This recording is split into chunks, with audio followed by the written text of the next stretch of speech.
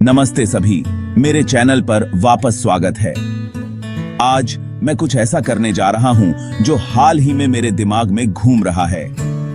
आप जानते हैं कि हम अक्सर विविधता में एकता खोजने की बात करते हैं। खैर, मैं सनातन धर्म और उसके अनुयायियों के बारे में सोच रहा था और मैं आश्चर्यचकित हुए बिना नहीं रह सकता। वह एकता की भावना कहां है जिसकी हमें वास्तव में आवश्यकता है।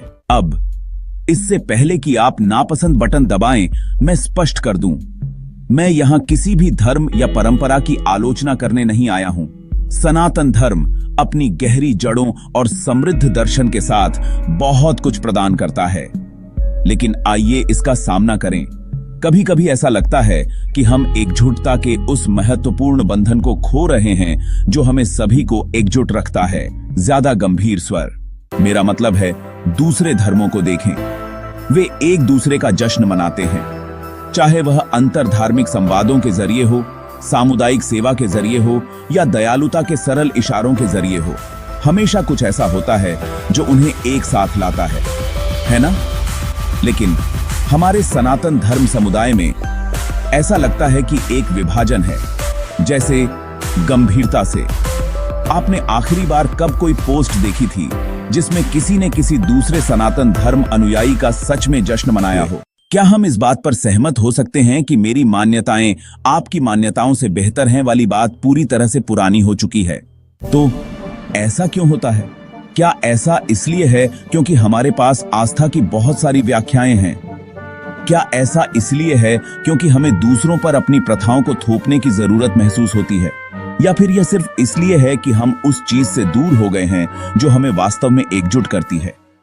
दोस्तों, मैं सच में मानता हूं कि हमारी ताकत हमारी विविधता में निहित है। सनातन धर्म सिर्फ रीति रिवाजों और परंपराओं के बारे में नहीं है, यह प्रेम, करुणा और समझ के बारे में है।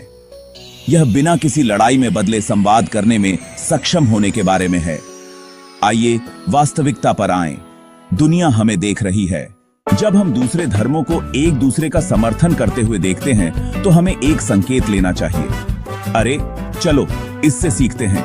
याद रखें, कुछ भी परिपूर्ण नहीं है, न हमारा धर्म, न ही जिस तरह से हम इसका पालन करते हैं, और निश्चित रूप से इसमें शामिल लोग भी नहीं। लेकिन एक दूसरे पर उंगली उठाने या बदनाम करने के बजाय हम एक दूसरे को ऊपर क्यों नहीं उठाते? मेरा मतलब है, जरा सोचिए कि अगर हम एक दूसरे की उपलब्धियों का जश्न मनाना शुरू कर दें तो हम कितना प्रभाव डाल सकते हैं। अगर कोई साथी सनातन धर्म का अनुयायी कोई नई पहल शुरू करता है तो उसका जश्न मनाएं।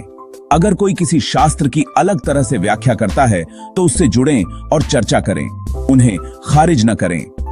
उस सकारात्मकता को सोशल मीडिया पर लाएं। आप जानते हैं कि यह कैसे होता है। सकारात्मक वाइब्स का मतलब सकारात्मक जीवन होता है। तो आप सभी के लिए मेरी चुनौती यह है, अगली बार जब आप किसी सनातन धर्म के अनुयायी को कुछ अद्भुत करते हुए देखें तो उसे शेयर करें, उसे पसंद करें, उस अच्छी ऊर्जा को फैलाएं। चलिए लोगों को पलटें। आइए साबित करें कि सनातन धर्म मंत्रों और अनुष्ठानों से कहीं बढ़कर है। याद रखें, आपके कार्यों में बदलाव लाने की शक्ति है, इसलिए आइए उस बदलाव का हिस्सा बने। मुझे नीचे टिप्पणी में बताएं कि आप क्या सोचते हैं। क्या आप मेरे साथ हैं?